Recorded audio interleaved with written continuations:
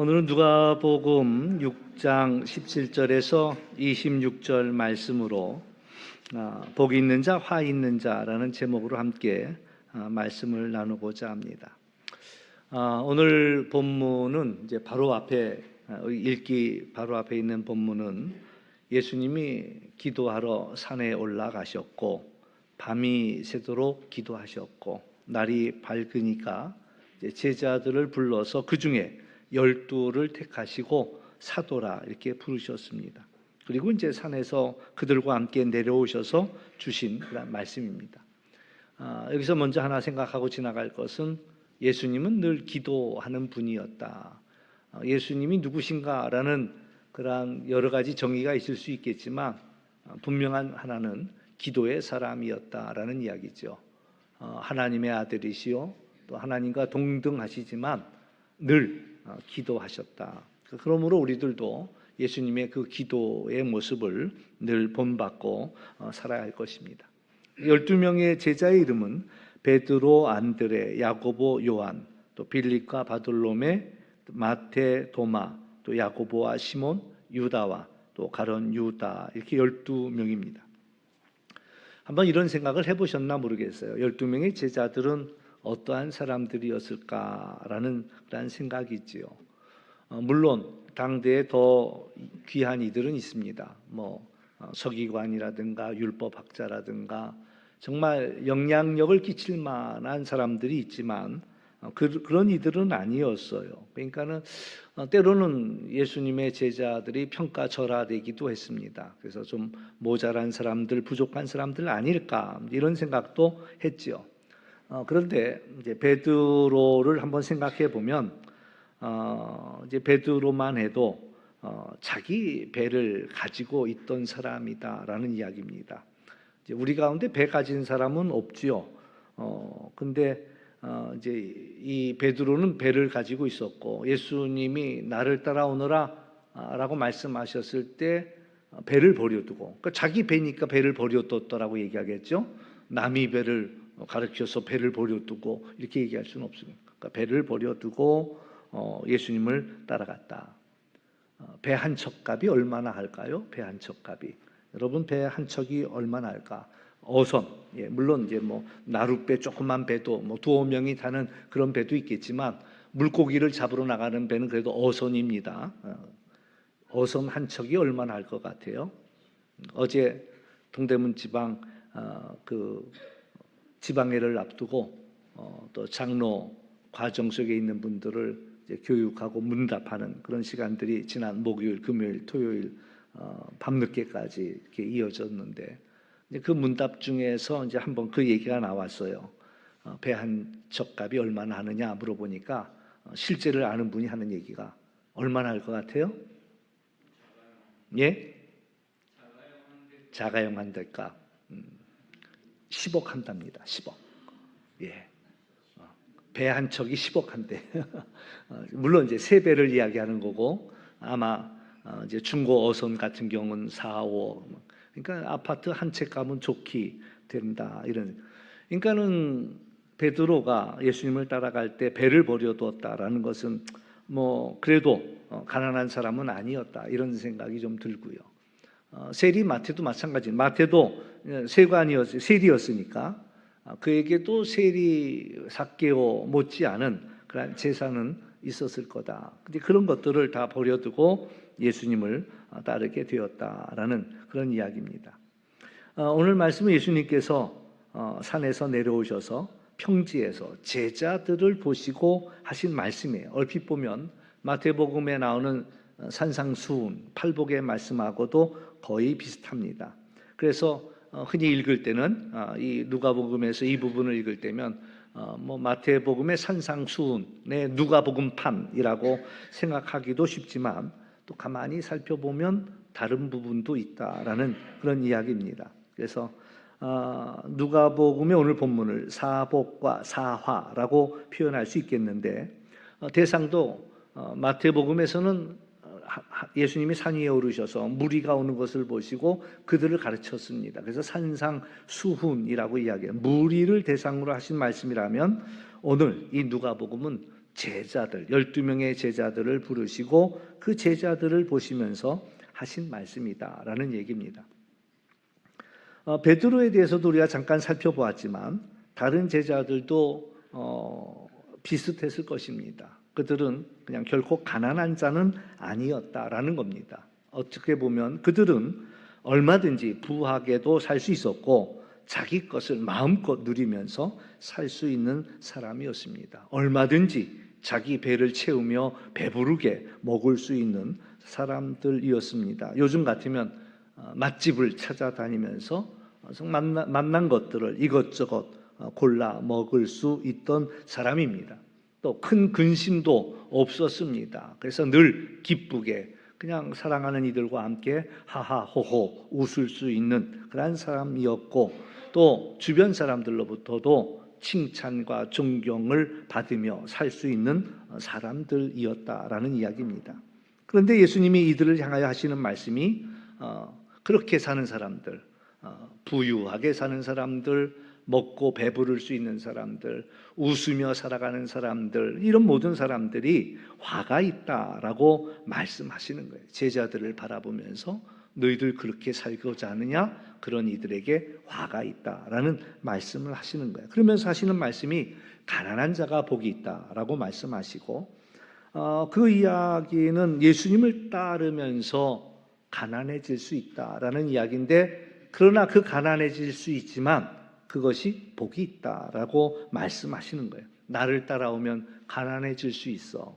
나를 따라오면 줄이게 될 것이야. 나를 따라오게 되면 울게 될 것이야. 나를 따라오면 사람들이 미워하고 멀리하고 심지어는 욕하고 너희들을 버릴 것이야.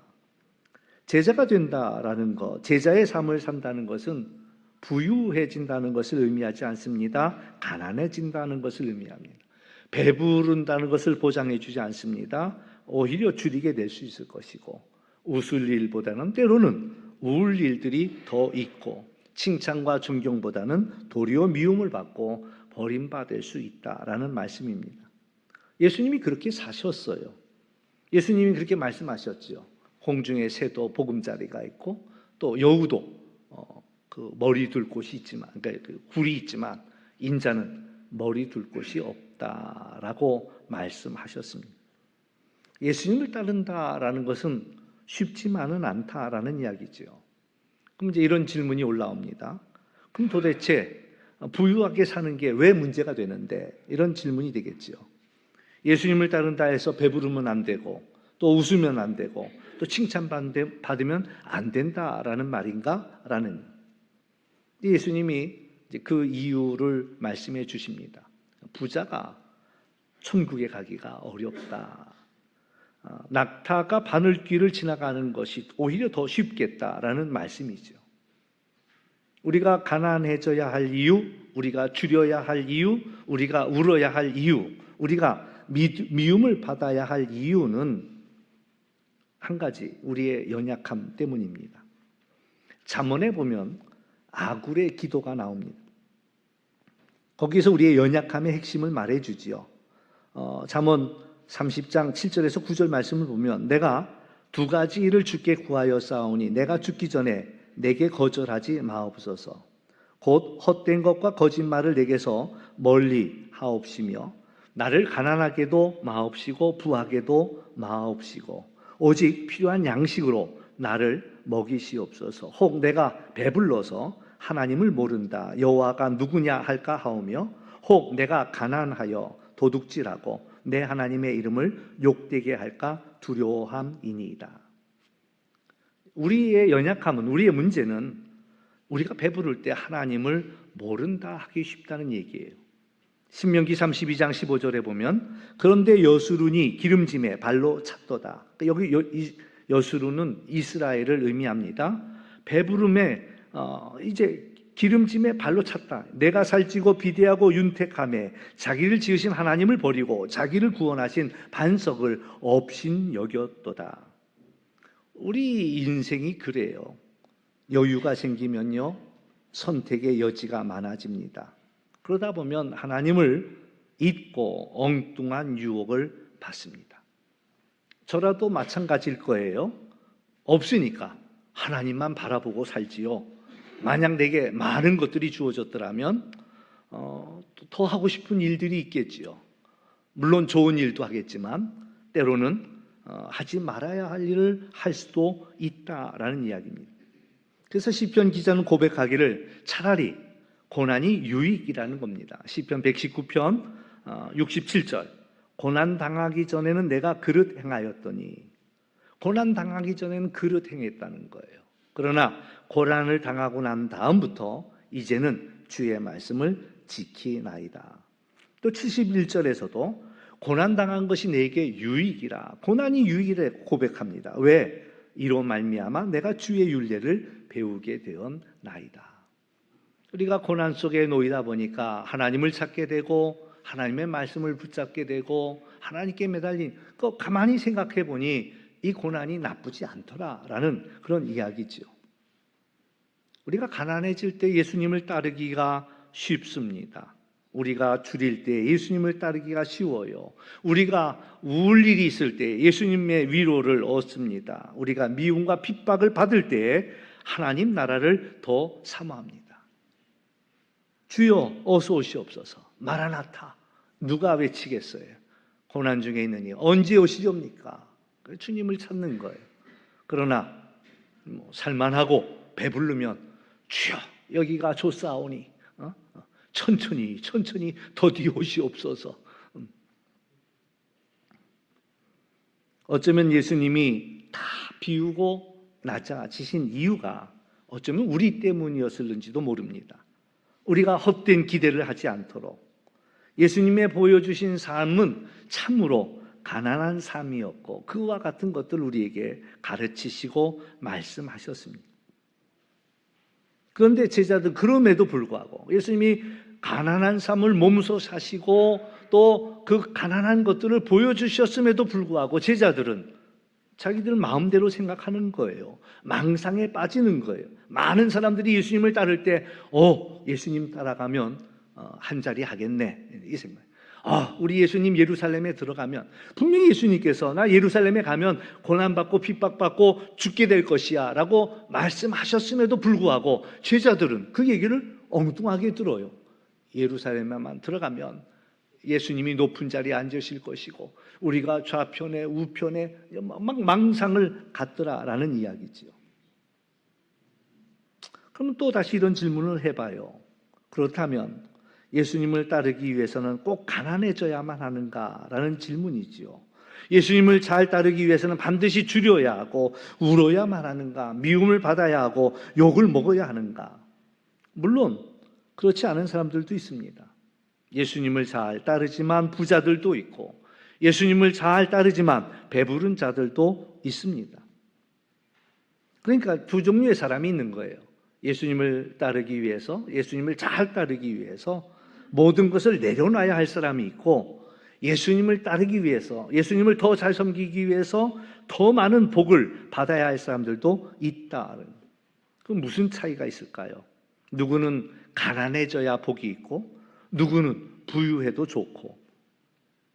이런 질문을 하면 조금 정리가 될 것 같아요. 누가 예수님을 더 잘 따를 수 있을까? 여러분 어떻게 생각해요? 가난한 사람이 예수님을 따르기가 쉬울까? 부유한 사람들이 예수님을 따르기가 쉬울까? 가난한 사람들은 예수님을 따라가는 데 있어 더 버릴 게 없어요. 더 버릴 게 없어. 그러니까 그냥 예수님만 따라가는 거예요. 다른 거 할 여력도 없어. 그냥 예수님만 쫓아가는 거예요. 이제 부유한 사람들은 쉽지만은 않습니다. 왜? 선택의 여지가 많거든요. 이것도 할 수 있을 것 같고 저것도 할 수 있을 것 같고 유혹도 많아요. 유혹이 아니어도 더 하나님의 뜻이 뭘까라는 것을 알기 위해서 더 많은 고민을 해야 돼요. 이 일도 착한 일이고 이 일도 선한 일인데 이 일에다가 내가 쏟아붓는 것을 하나님이 좋아하실까? 하나님이 이 일을 원하실까? 그것도 고민해야 돼요. 여러분 어때요? 돈이 많으면 행복할까요? 돈이 많으면 나를 찾아오는 사람이 줄을 설 거예요. 나 좀 도와달라고, 나 좀 빌려달라고. 어떤 사람이 로또에 당첨이 됐대요. 근데 로또에 당첨된 사람을 절대 누구라고 발표하지 않습니다. 아무도 모르게 그걸 줘요. 그런데도요, 귀신같이 알고 찾아온답니다. 그래서 뭐 어느 복지시설에서 쫓아오고 어디서 쫓아. 선생님, 그거 없는 돈 생겼는데 우리 시설에다가 좀 기부 좀 하시지요. 얼마나 많은 사람들이 쫓아오는지 안 도와주면 내가 나쁜 놈처럼 자꾸 생각이 든다는 거예요. 근데 이제 그것만이 아니야. 그러니까 자기는 표시를 안 내려고 해도 이제 표가 나게 돼 있잖아요. 그러니까 한 번도 얼굴 보지 못한 친척까지 찾아온대요. 나 좀 도와달라고, 나 좀 살려달라고, 이번에 나 안 도와주면 나 죽는다고. 뭐 그건 둘째 치고라도 이제 가족끼리 싸움이 시작이 된대요. 가족끼리 나 좀 쓰자고, 나 좀 쓰자고. 그러니까 없을 때는 서로 이렇게 괜찮았는데 있고 나니까 서로 원망. 이런 얘기도 있었어요. 옛날 그 예화 속에 하나. 의 좋은 형제가 길을 가다가 길에서 금덩어리 2개를 주웠어요. 큼지막 금덩어리 2개를 주웠어. 그러니까 이제 의가 좋으니까 하나씩 나눠 가졌대. 이거 형님 갖고 이거 나 갖고. 그리고 이제 배를 타고 강을 건너는데 갑자기 형이 금을 꺼내더니 강물 속에 집어 던지더래요. 그러니까 동생이 눈이 땡그레져 가지고 아니 형님 그걸 왜 물속에 던졌냐. 그러니까는 내가 이게 생기기 전까지는 네가 참 좋았는데 이 금덩이가 생기고 나서부터는 마음속에 5만 가지 생각이 다 든다는 거야. 왜 둘이 같이 봐갖고 2개 다 못 갖고 하나씩 나눠 가졌을까? 저 덩어리가 내 거였으면은 내가 더 많은 일을 할 텐데. 그러면서 그다음부터 동생이 미워지더래요. 원망스러워지더라는 거야. 그러니까는 아유 이게 없는 게 차라리 낫겠다 그런 생각이 들더라는 거예요. 저는 금덩어리는 못 주워봤는데 어느 분이 저한테 구두표를 주더라고요. 그러니까 이참에 구두 한번 새 신발 신어야 되겠다 이랬거든요. 그래서 딱 집에 왔더니 우리 집사람이 그래. 내 신발 사면 되겠네.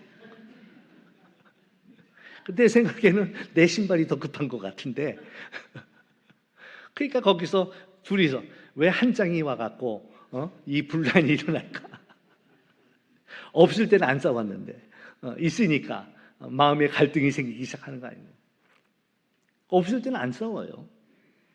뭐라도 하나 생기면 그 다음부터 마음이 복잡해지기 시작합니다.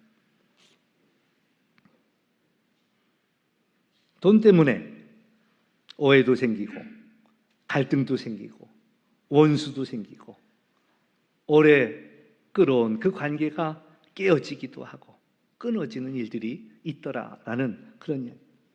그렇게 생각하면 없는 것도 복이에요. 가난한 것도 복이에요. 왜? 적어도 그런 일은 없으니까. 어쩌면 이게 또 하나님의 은혜구나. 하나님이 내게 주신 사랑이구나. 이런 생각을 해보는 거죠. 지난 금요일에는 인도에서 선교하는 우리 신동인 선교사 또 임주의 선교사 내외가 제 교회를 방문해서 말씀을 전하고 은혜를 나눴어요. 벌써 인도 간 지가 7년째 되네요. 참 저는 선교사들을 존경해요. 왜? 이 땅에서 누릴 수 있는 거 다 내려놓고 선교지에 갔다는 것 자체가 정말 큰 일이잖아요. 우리는 이 땅 살면서 누릴 거 다 누려요. 우리가 뭘 누려요? 전기만 해도 우리가 정전 걱정 안 하잖아요. 저 미얀마에 갔더니 그 전기를 시간별로 공급을 해주는 거야. 그러니까는 전기가 들어왔다 하면 제일 먼저 해야 할 일은 뭐냐면 충전부터 해야 돼. 미얀마에 갔더니 그 선풍기도 충전식 선풍기가 있어요. 왜냐하면 전기가 나간다면 선풍기가 안 돌아가면 안 되니까 선풍기에도 배터리가 들어가서 충전이 되는 거예요. 충전을 시켰다가 전기가 나가도 들을 수 있는 거예요. 어떤 분은 미얀마 분인데도 불구하고 김치를 잘 담근대요. 우리 사모님한테 김치 담그는 법을 배워갖고 그 미얀마 사람들도 잘 사 먹는데 그거 맛있게.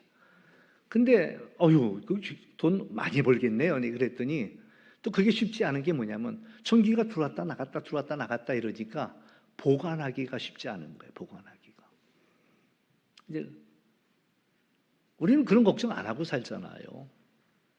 핸드폰 쓰더라도 뭐 데이터도 요새는 웬만한 건 다 무제한 막 그런 거. 근데 그게 그렇게 마음대로 되지 않고 우리가 먹고 싶은 거 나가기만 하면 우리는 정말 거침없이 모든 거 메뉴 골라서 먹을 수 있는데, 그러나 선교지에 가면은 그 빵 한 쪼가리조차도 마음대로 내가 좋아하는 거 마음대로 누리지 못한단 말이에요. 그걸 다 내려놓고 선교지에 가니까 예수님을 따르기 위해서 자기의 누릴 수 있는 거 다 내려놓고 그 선교지로 간다라는 건 참 대단하죠. 그런데 이제 그 간증을 듣다 보니까 그런 얘기를 하는 거예요. 보람도 있고 감사한 일들도 있지만, 그러나 정말 마음 아픈 일들도 있고 힘든 일도 있었다라는 그런 이야기죠. 이건 뭐냐? 정말 어찌할 수 없는 이들을 도와주는 거예요. 너무나 힘들고 어려워서 자기 동족들도 돌보지 않는 사람들을 이 선교사가 가서 도와주잖아요. 병드니 병원 데리고 가서 고쳐주고, 또 그것도 자기가 돈이 많아요. 자기가 후원받는 거 가운데 쪼개갖고, 내가 쓸 거 쪼개갖고, 그것도 많지 않은데 그걸 쪼개갖고 병원비 대주고, 부모도 자기 아이 챙기지 않는 그런 애들 데려다가 씻기고 먹이고 가르쳐주고 막 그렇게 해서 아이들을 세워주면 고마운 건 고사하고 자기들 뜻대로 안 해줬다고 막 대들고 또 비난하고 사람들을 동원해서 막 대적하고 이런 일들이 일어난다는 거죠. 선교사님들이 대부분이 그렇더라고요. 그런 일들을 당하는 거예요. 그렇게 되면 내가 여기 왜 왔나? 이런 생각까지 드는 거야. 나는 자기들을 위해서 정말 최선을 다한다고 다 했는데 그냥 뭐 몰라주는 것까지, 환영 안 하는 것도 괜찮아, 몰라주는 것도 괜찮아. 근데 어떻게 우리를 이렇게 대적하고 핍박하고 우리를 몰아세우고. 사실 이제 그 얘기를 해주고 싶은 거예요. 우리가 사람들에게 소망을 두면 어렵다. 사람이란 존재가 다 그래요. 달면 삼키고 쓰면 뱉는. 그러니까 우리의 소망은 하나님께 두어야지요. 하나님께. 근데 사실 예수님도 마찬가지예요. 이 땅에 오셨지만, 자기 땅에 오셨지만 사람들이 예수님을 대접하지 않았어요. 영접하지 않았어요. 오히려 예수님을 대적하고 십자가로 몰아갔잖아요. 우리는 야고보 사도가 말한 대로 이 세상을 지나가고 있는 나그네입니다. 우리의 진정한 상급은 이제 하나님 나라에 있다라는 사실을 우리는 기억해야 할 것이에요. 예수님이 하신 말씀, 부유한 자가 화가 있다라는 말씀은 하나님 나라에서 받아야 할 그 위로를 이미 이 땅에서 받았기 때문에 그렇다라는 이야기예요. 우리의 최종 목적지는 하나님 나라고 본향입니다. 우리는 이곳을 지나가는 순례자입니다. 그런데 우리가 이곳에서 부유하고 배부르고 웃고 칭찬받으면 하늘나라에 가서 받을 그것이 남아있지 않다라는 이야기지요. 어쩌면 우리는 이 세상에 취해서 본향도 놓쳐버리고 잊어버리고 세상 즐거움 가운데 빠져들 수밖에 없을 것입니다. 그리고 기억해야 할 것은 이 세상이 끝이 아니라는 거예요. 지금은 부유하지만, 지금은 이곳에서 그 위로를 다 얻지만 어쩌면 하나님 나라에서는 우리가 받을 위로가 남아있지 않을 수 있다라는 이야기죠. 우리가 지금 여기서는 배부르지만 하나님 나라에서는 우리가 줄일 수도 있다라는 이야기입니다. 지금 나는 웃고 있지만 하늘나라에서는 애통할 수밖에 없을 수도 있다라는 거예요. 그 부자와 거지 나사로 이야기가 그렇지 않습니까? 부자는 호화로이 연락을 즐기다가 이제 하나님 앞에 가고, 또 거지 나사로도 또 죽어서 하나님 앞에 갔는데 깨어나서 보니까 거지 나사로는 아브라함의 품에 안겨져 있고 자기는 음부에 던져져 있는 거예요. 그러니까 이제 저 거지 나사를 통해서 손끝에다가 물 한 방울 찍어서 내 혀끝을 좀 서늘하게 해달라고 부탁하지만 그것도 거절당해요. 그때 했던 이야기가 누가복음 16장 25절에 나오는데, 너는 살았을 때 좋은 것을 받았고 나사로는 고난을 받았으니 이것을 기억하라. 이제 그는 여기서 위로를 받고 너는 괴로움을 받느니라. 우리가 이 중요한 것은 우리는 지금 마지막 때를 살고 있습니다. 주님이 오시기까지 우리는 지혜롭고 충성된 청지기로 살아야 할 것인데, 그때 이제 하나님께서 그때까지 우리가 이 땅을 사는 동안 하나님의 거룩한 소원을 우리에게 주십니다. 우리가 이 땅을 사는 동안 하나님 나라를 바라보면서 기꺼이 나누고 베푸는 삶. 그래서 나 혼자 부유한 삶이 아니라 나누어 주면서 나는 가난해지고 오히려 남을 부유하게 하는 삶. 그리고 하나님의 위로를 구하는 삶을 살게 합니다. 우리가 잘 아는 노래 가운데 주여 나를 평화의 도구로 써주소서라는 노래가 있습니다. 이거는 아시시의 성 프란시스의 고백이지요. 그의 일화 가운데 이런 한 이야기가 있습니다. 그가 기도했답니다. 내가 예수님 닮기를 원합니다. 그때 이제 하나님이 물어봤어요. 네가 진짜 예수님 닮기 원하느냐? 그러니까 네, 예수님 닮기 원합니다. 그랬더니 하나님이 하시는 말씀이, 네가 예수님을 닮으려면 사랑하던 것 이제 사랑하지 못할 수도 있다. 또 사랑하지 않던 것 사랑할 수도 있다. 괜찮겠느냐? 네, 그러기를 원합니다. 그랬다는 거죠. 그리고 이제 돌아오는 길에서 나병 환자를 만났습니다.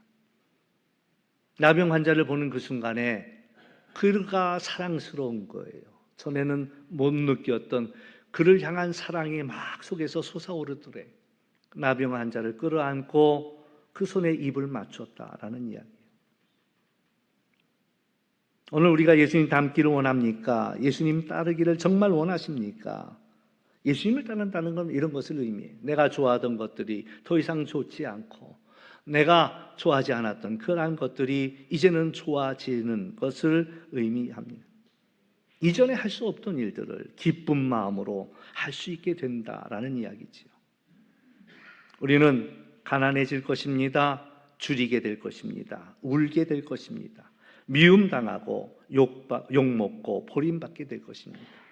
그러나 오늘 성경에서 하시는 이야기는 그날에 기뻐하고 뛰놀라 하늘에서 너희 상이 큼이라 라는 소리를 듣게 될 것입니다. 오늘 우리 안에 예수님을 따르는 놀라운 일들이 일어나기를 주의 이름으로 축원합니다. 기도합니다. 참 좋으신 아버지 하나님 감사합니다. 예수님을 따른다라는 것이 무엇인지를 우리로 하여금 깨닫게 하십니다. 때로는 우리가 이 땅에서 부유하기를 원합니다. 배부르기를 원합니다. 웃을 일이 가득하고 칭찬받기를 원합니다. 그러나 예수님을 따른다라는 그 일들이 오히려 나를 따라오면 가난해질 수 있어. 나를 따라오면 줄일 수도 있어. 나를 따라오면 울 일이 많을 것이야. 나를 따라오면 욕먹고 미움받을 것이야. 오늘 우리가 주님의 음성을 들으면서 우리가 할 수 없었던 그 일들을 할 수 있는 은혜와 능력을 저희들에게 허락하여 주옵시고, 우리가 이 땅에서 구하는 것이 아니라 하나님 앞에서 그 날을 사모하는 우리 모두가 되게 하여 주옵소서. 예수님의 이름으로 기도하옵나이다. 아멘.